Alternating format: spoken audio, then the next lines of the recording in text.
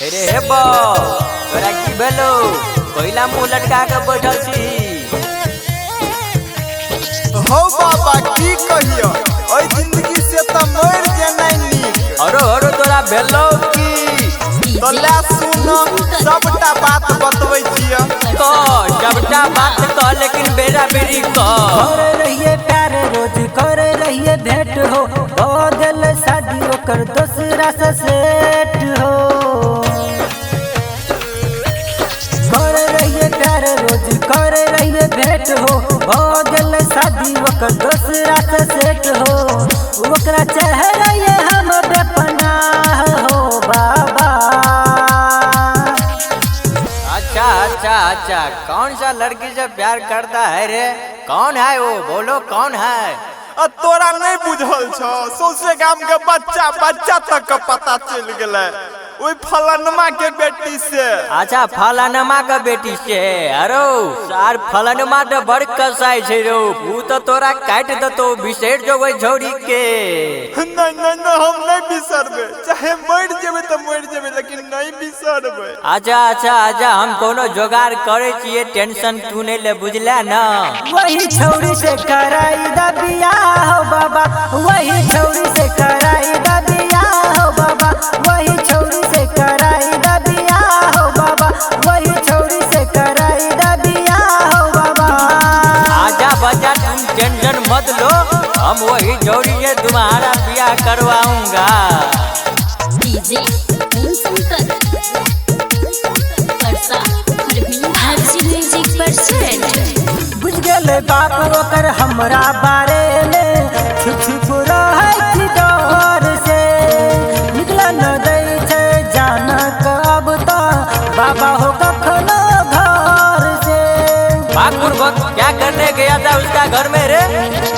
बुझ गेले बाप ओकर हमरा बारे में छुप छुप रहै छी डर से। निकल न दै छै हमरा जान कखनो बाबा हो अब तो घर से। याद अबैये हमरा रहलो न जाइए। याद अबैये हमरा रहलो न जाइए। हो सुन दहन तू कोनो सलाह हो बाबा।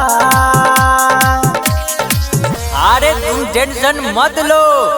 अरे कहीं तो हम जिंदा ही है, मोर थोड़ी गया है। तुम कान में तेल लाके सो जाओ आराम से।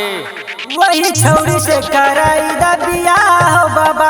वही छौरी से कराई दा बियाह हो बाबा। वही छौरी से कराई दा बियाह हो बाबा। वही छौरी से कराई दा बियाह हो बाबा। आजा हम तुमको एक बार बोले ना, वही जोड़ी से तुमको ब्याह कराएगा तो कराएगा। हमको आदि बुद्धि बाबा नहीं ना समझो। परसा हर्षी म्यूजिक परसेंट। हो जाते शादी दूसरा संग था जी नहीं पाइब जाइब मोर हो। राजा रजी बचरा भी कहे छै बाबा लल्ला बुलट कुछ कर हो। अरे तुमको कुछ करने का जरूरत नहीं है तो नहीं है। हो जाते शादी दूसरा संग था जी नहीं पाइब जाइब मोर हो। राजा रजी बचरा भी कहे छै बाबा लल्ला बुलट कुछ कर हो। सुन हो बाबा कहे छी साचा।